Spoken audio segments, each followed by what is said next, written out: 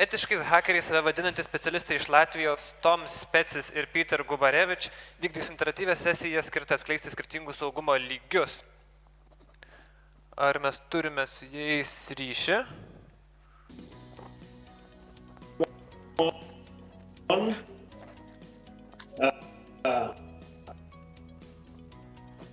But I have stolen the show. I'm a bad guy. You wanted some presentation? Okay, here you go. I will tell you about social engineering today. Social engineering is about finding flaws in the human nature. You never actually know who really your chat, like now. Artificial intelligence is chatting to you, making you think that's real, but it might be deepfake. Do you think that I'm real? Do you really think that you can believe your eyes or ears? Well, hi. The voice you're hearing, so as you see, you can't believe your eyes and ears that much. And yes, social engineering is the most dangerous and successful attack vector.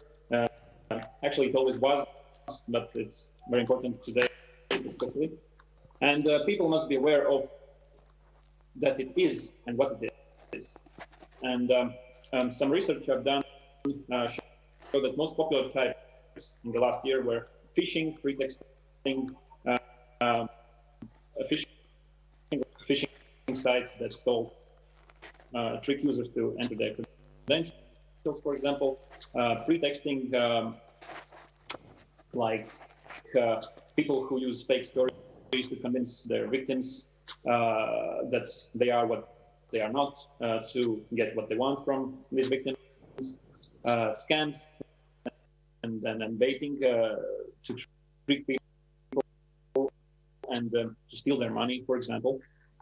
And one of the funny thing was tailgating, is one of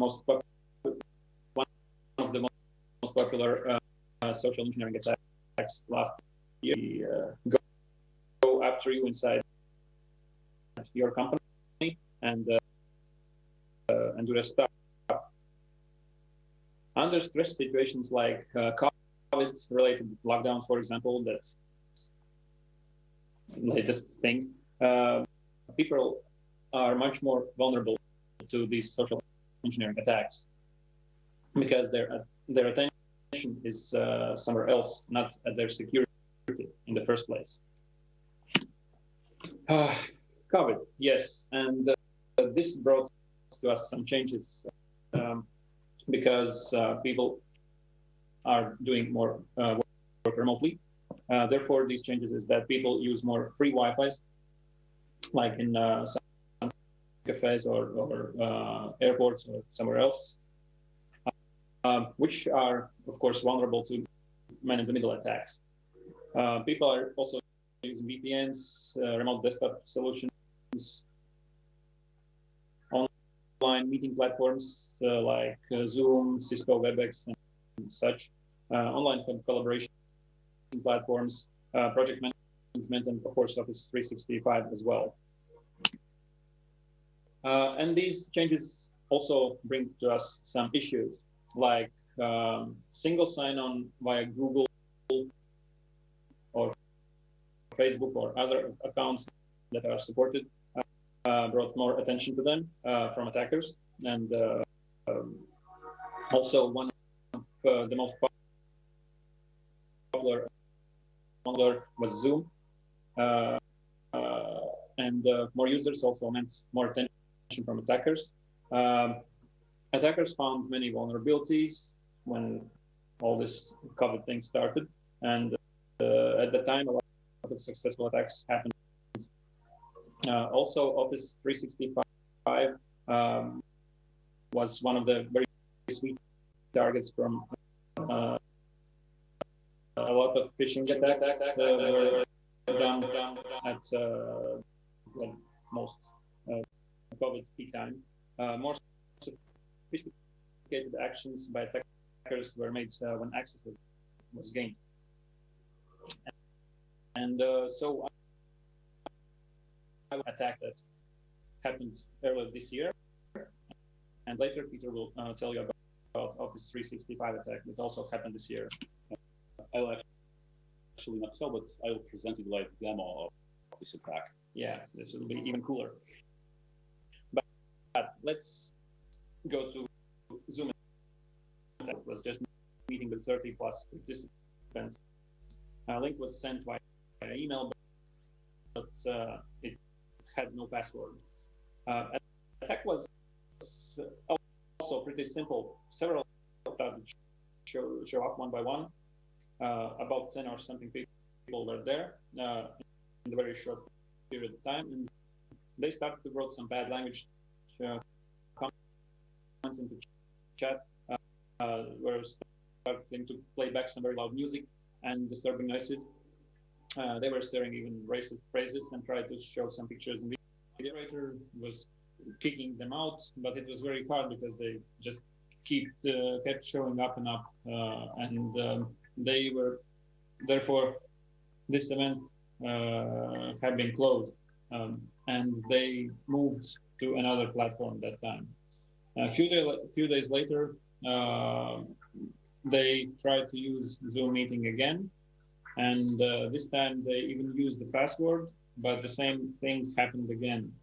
Also, some unknown people were connecting to them, despite they had a password. And why it was possible? Turned out that it was possible because of the vulnerability in the Zoom platform. It was at that time. Like a day later, the patch was released, and after the second session. And since then, later sessions did not have such issues. Of course, security measures of these events were not thought out very well too. At the first link with no password, but on the second, this also didn't help. But anyway, you always should use the password for such sessions. And also guests were not verified. So to wrap this up, countermeasures for any platform, not only Zoom today, would be that you should always make sure that you have latest security patches. Also, do not make links to events publicly available. Try to send invitations only to known people. Maybe use some sign up for event system if possible. Therefore, you will have a list of participants that should be there, and use waiting room to verify all guests, so they don't drop just into live session easily. You should require all guests to use their real names when connecting to session. This helps to spot out attackers, because what it was in these events, attackers used some crazy stuff or even generated phrases to the nicknames. Maybe it was even automated thing. And if you have some public event that you need to show to many people and publish the link to it, use just some broadcasting platform like YouTube or similar. So this is generally it. Okay, Office 365 attack. So Peter, you will show us something, right? Okay, let me show you some good example of the attack which took place in one of my companies. The company I work for. I can name the company, but that was quite interesting, quick, and not so sophisticated attack. And I have traced all the steps performed by attacker. That's why I could present it right now, because I understand completely how it took place. So let me skip the presentation to the virtual machines. Just a minute. I will open virtual machine. Everything begins with, say, untrusted computer. This could be some home PC. This could be PC placed in a publicly available place. So this is computer which is not completely under your control, or you think that this computer is under your control. So say this is going to be the publicly available place, the cafeteria. That was the first attack vector for that company. Everything begins with the attacker. So first, I know that a lot of guys use browser to connect to their data, to their email, and so on. So say this is going to be Edge this time. It doesn't really matter if this is the Google Chrome or Edge, whatever. So first, let me Google something interesting. And this interesting part is keylogger. I'm opening Google. Of course, I agree. I agree for everything, of course. And this particular keylogger is the extension for the browser. So this is the extension, the add-on for Google Chrome.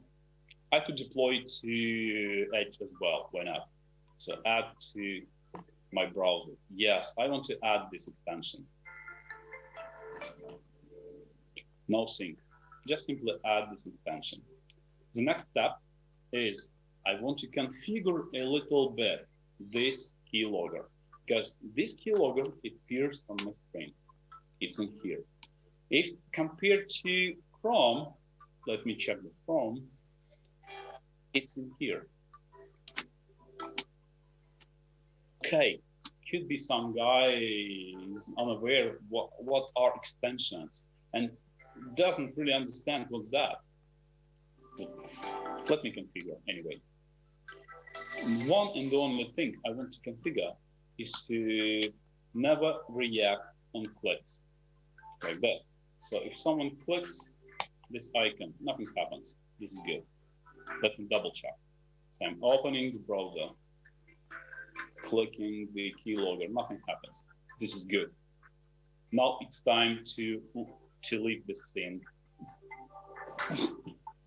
Okay, I will play and role. Legitimate user arrives. Yes, I will play a role of victim, and I will be like sales representative for this company. So what I will do, I will take the same browser because I'm not suspecting anything. Do you have the email box, Tom? Yes, and I will check my emails because I just run into some place where I have a computer. I don't have any other access. I just need to check my emails fast. So is it online cloud mailbox or something? Yes, this is my Office 365 account. Good. Okay, and so is it the real old 365? Yes. By the way. Okay, so this is live online. Yes. Okay, good.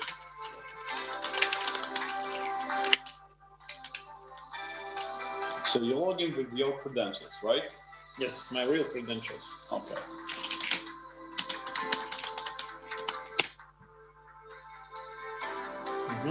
I will not stay in because it's public computer.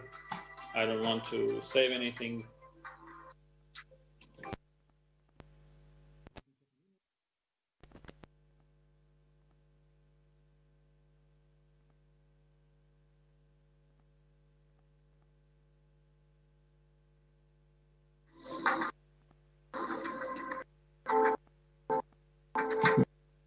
Good. Yes, I will do that. Okay, I know what I have.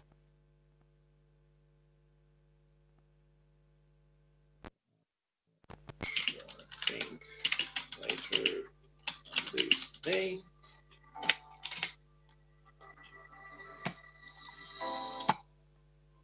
Okay, I'm done here.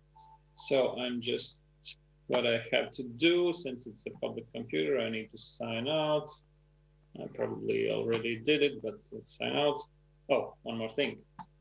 Of course, since I forgot to use in private window, I need to clear my history.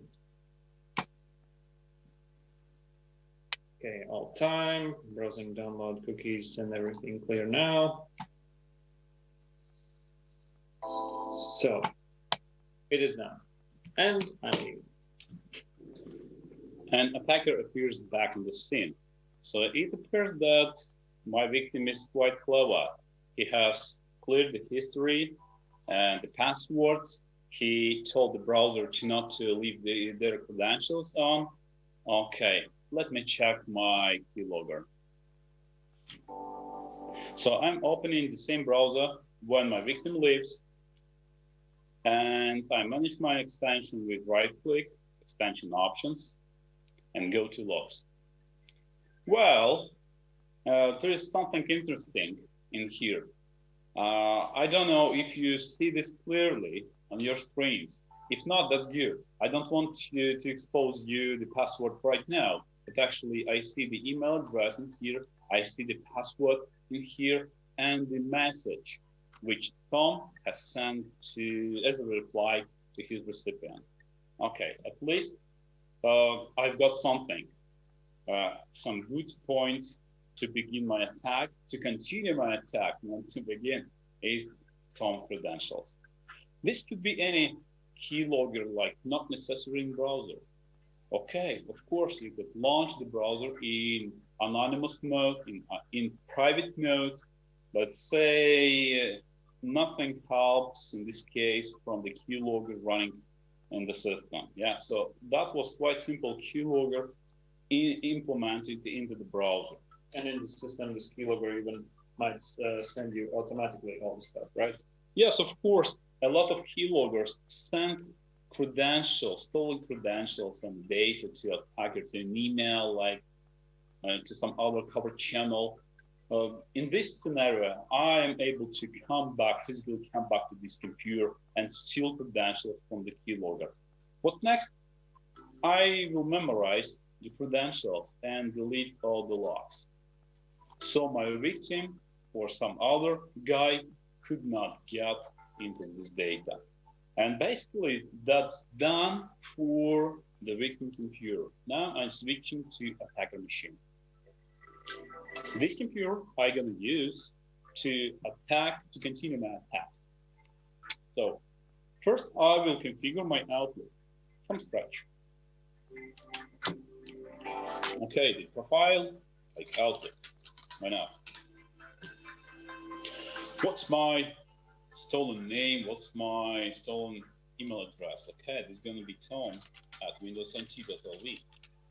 And the password, which I got from the keylogger.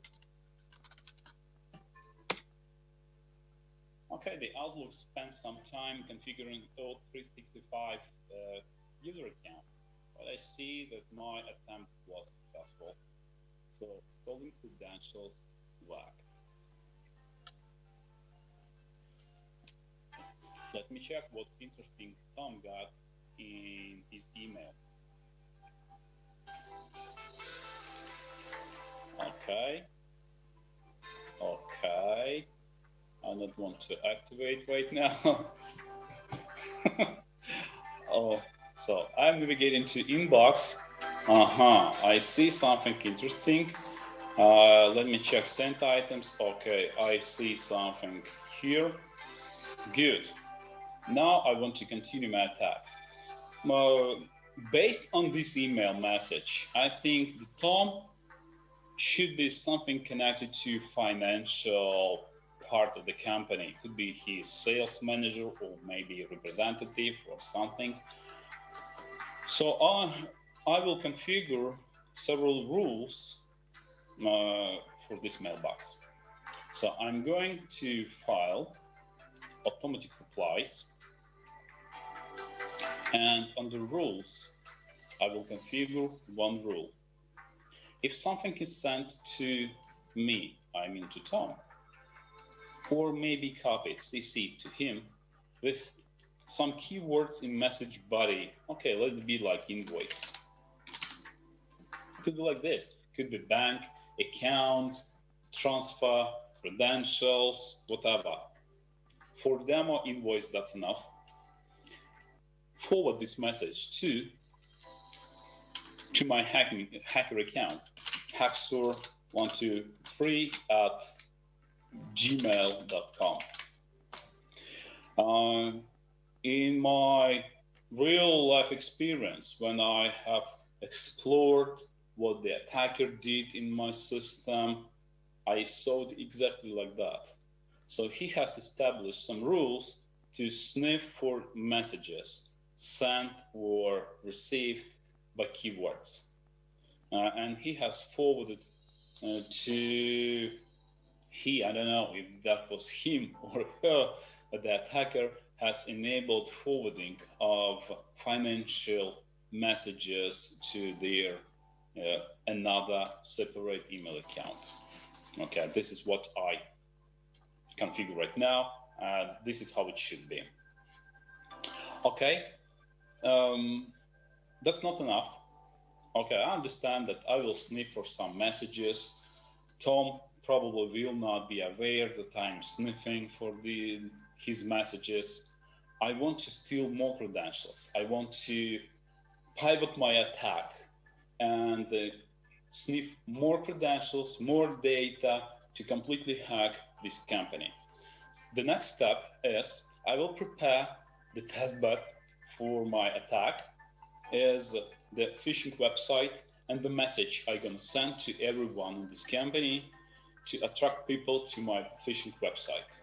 Okay, that would be like the message. Let's begin with message with a link to a phishing website. So the subject, let it be urgent. Typically, how could you say like, is this for real? Is this the real invoice? Could be the attack or something. The attacker typically claims to be like authority or maybe important something. He wants you to react quickly, do it right now, as soon as possible, and so on. So that's why I'm typing urgent and in the subject. The next is, hello guys. Sorry, I've missed an important message, maybe invoice, and I missed a payment date for the invoice from our partner. Could you please review the invoice? Could be pay this invoice, could be help me. That could be like help me, because the guys in my company, in their company, are quite helpful. Help me reviewing the invoice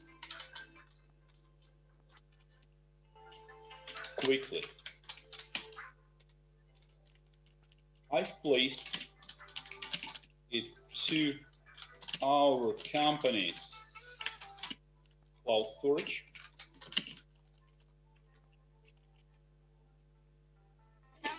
And the link, let me create some fake link, which looks like legit, like HTTPS, the company, the Windows.nt.lv /order/123. Okay, of course I cannot like hack into this website right now, but I will spoof the URL by right-clicking by right-clicking the hyperlink. Edit hyperlink. Let me copy this, and I will alter this just a little bit. So I will replace one single letter, one single character from I to L. There is no any problem to buy this domain. Let me check. I will go to our local Latvian domain register, such as nick.lv. Let me switch to English. Do not translate, just simply switch to English. Where is it? Yeah, this one. Okay, so let me check if the domain is available.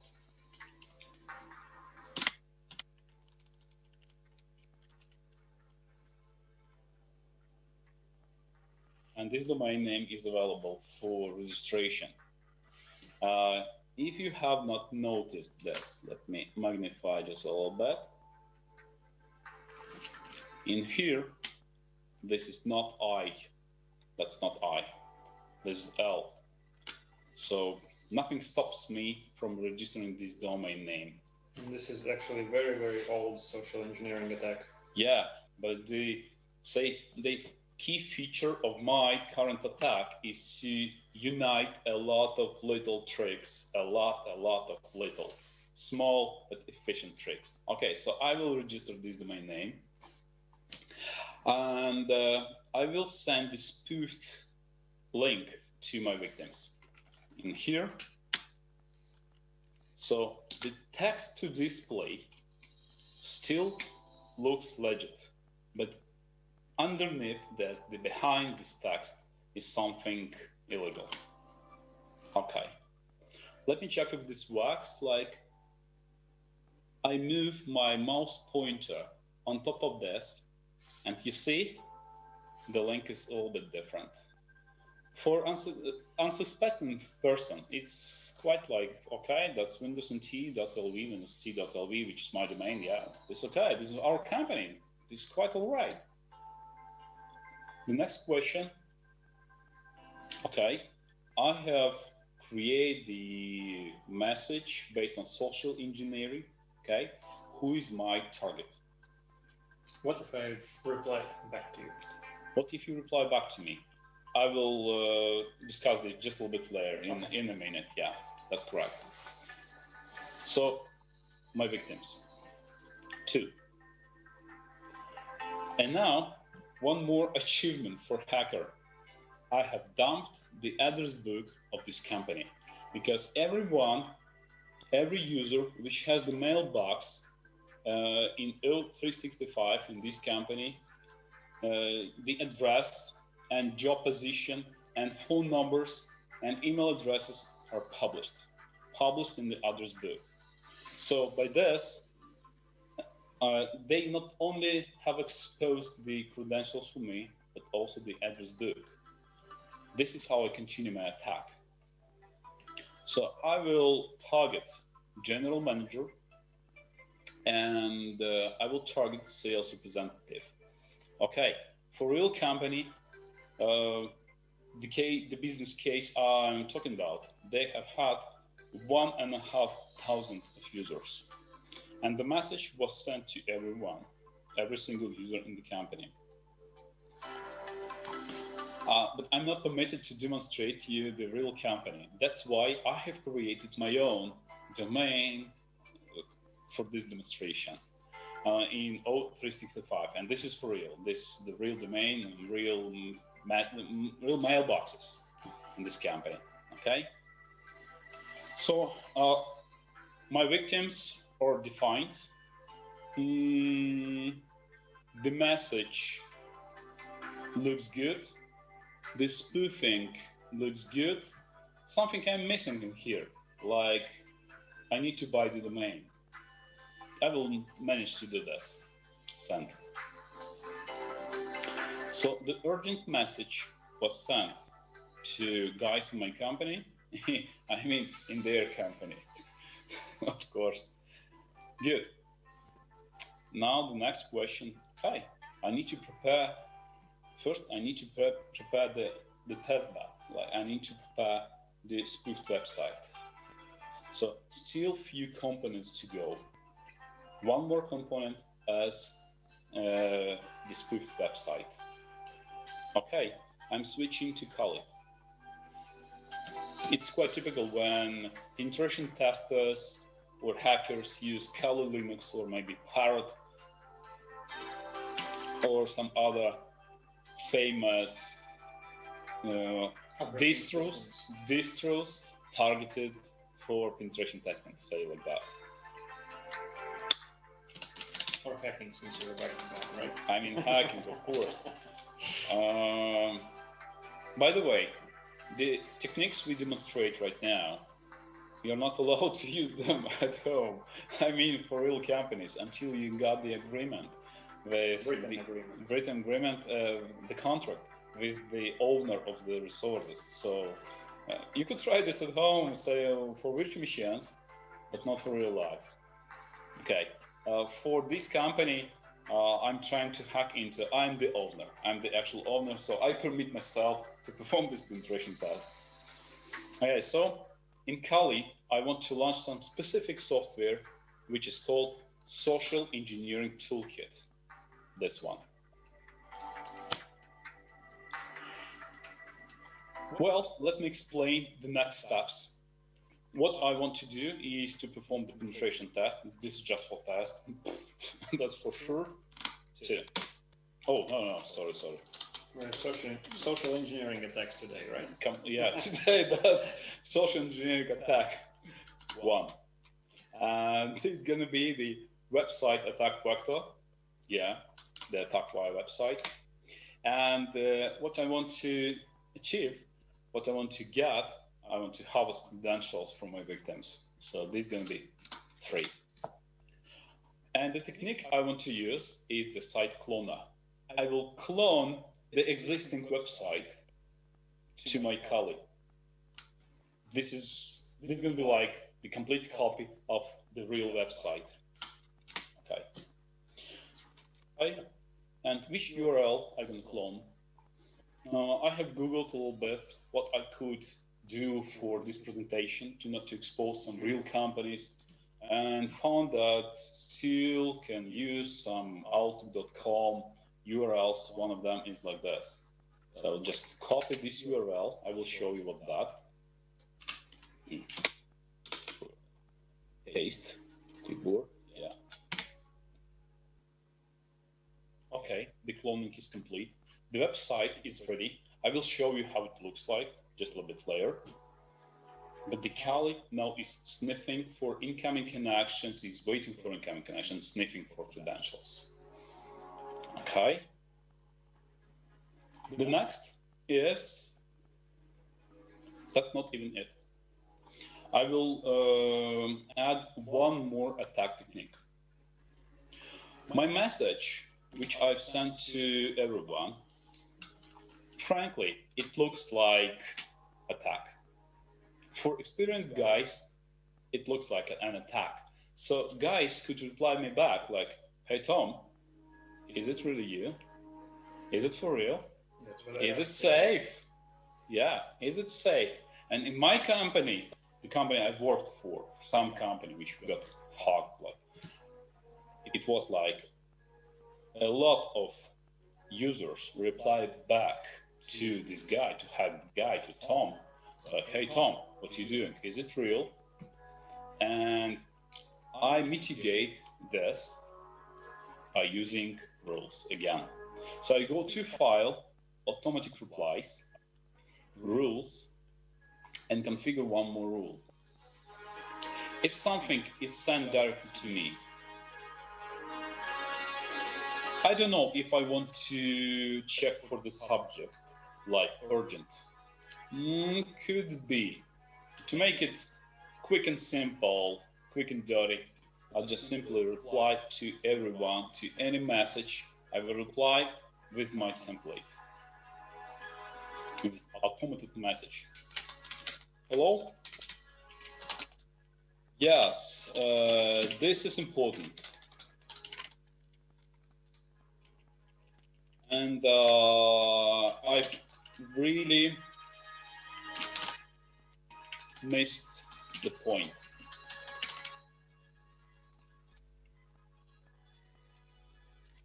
Could you please do me a favor and review the invoice as soon as possible? This is for real. And the link is legit. Note that it requires you to log on. So please click it. Click the link. Now,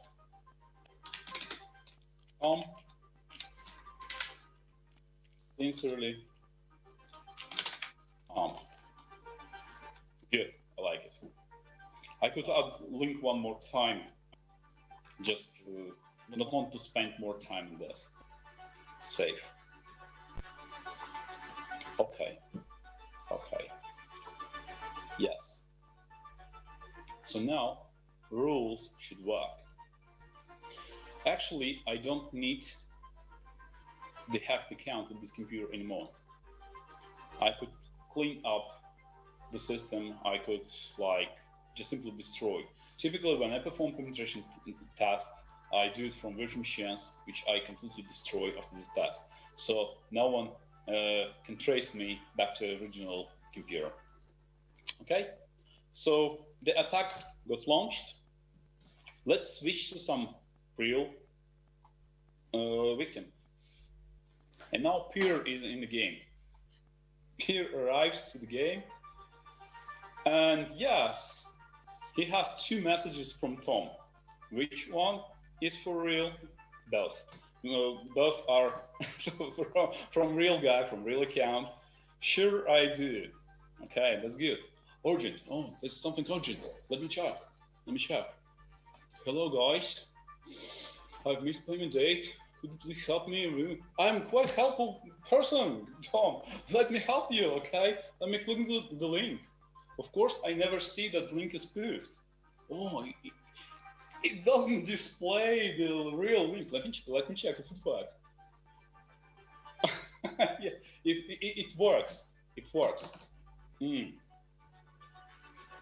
Now let me figure out. Oh yeah, that was my mistake in my message. Sorry, that was live demo. Something could go wrong. That was my mistake. I'm sorry. I'm so sorry. Okay, welcome to webmail account settings. Which account should I type in? Probably my company account. My email is peer@windows.nt.lv. That's correct. And the password, some password. I will not tell you my password, okay? Because this is for real. So in this demo, Peter set up a social engineering toolkit to use HTTP on the web server. However, it is possible to use HTTPS as well, but it might gain more.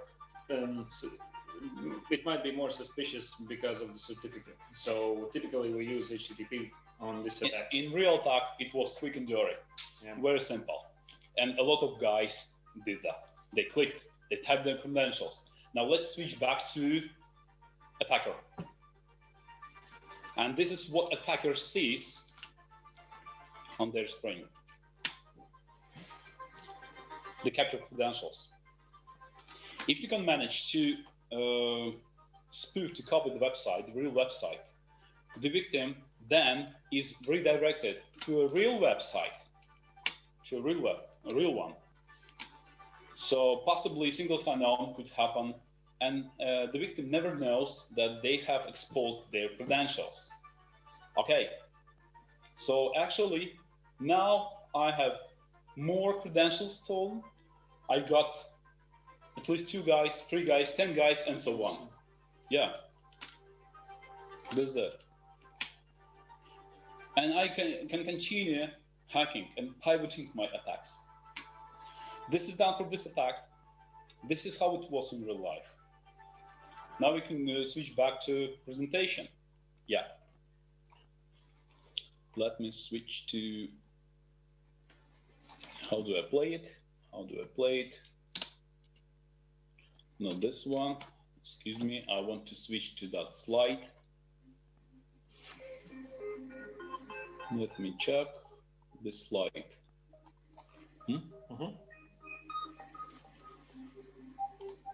Okay. Yeah, this one. So the attack summary. The attacker was successful because untrusted computer, and the attacker has managed to deploy the keylogger to a browser. One more real life scenario was the girlfriend of this guy got deployed the keylogger because she was spying on this guy. But what she never knows, she never knew that the keylogger was also sending the keystrokes to their developers, not only her. And this is how the company was hacked. And the attacker was able to pivot the attack to impersonate the legitimate users. The account was for real. And the address book got leaked. And a lot of credentials and even data like email was stolen from the company. Countermeasures. I suggest you use in private or anonymous mode in browsers. Tell me, Tom, do you type your credentials on untrusted computers? No, I don't use them actually. Okay. The next countermeasure is MFA for all 365 accounts. That's so simple. Let me show you. At least two-factor. At least two-factor authentication. Well, three factors. By the way, equation. By the way, do you know what are the factors? One, the factor is what do you know? The second factor is what do you have, like some key card with codes and something. And the third factor is what you are, like your fingerprints, your retina scan, your voice maybe. And now I want to sign into my O365 account.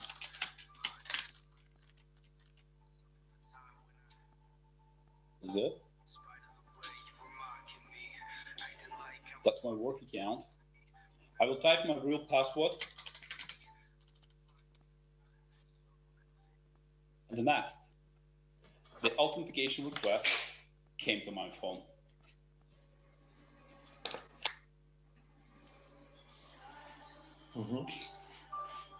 And asks if I approve the signing.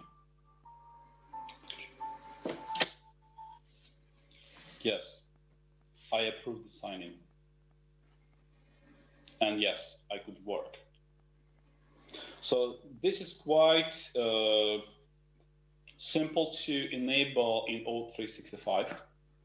And then you just simply approve the logins from mobile phone. That's it. One more recommendation is to monitor all 365 account users with the service which is called Azure Security Center Intelligence. And they warn you if some account is being connected from untrusted IP address or unusual IP address and so on. Okay, and before questions, I want to give you some bonus. If somebody of you is keen to become an ethical hacker, you can write down these links. There are some courses like Certified Ethical Hacker course available on EC Council. Other very good thing to start is OSCP course with labs at Offensive Security, and some free training as well as paid training is available on Over the Wire for Linux Essentials, and labs with live systems for hacking. You can get on Pentester Lab and hack the box. So keep hacking, keep learning, and don't forget to not do bad things and be white hacker, ethical hacker, and remember that you're responsible for what you're doing. So that's it for today. Questions?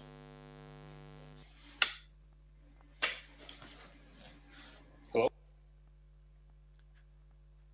Thank you, Tom. Thank you, Peter. I can see that we have no questions from the audience. I think everything was very clear. And thank you for this interactive presentation on social engineering and how easily you could scam people. I could see the smiles in your face and really enjoying this process. So thank you once again, and goodbye. Paldies.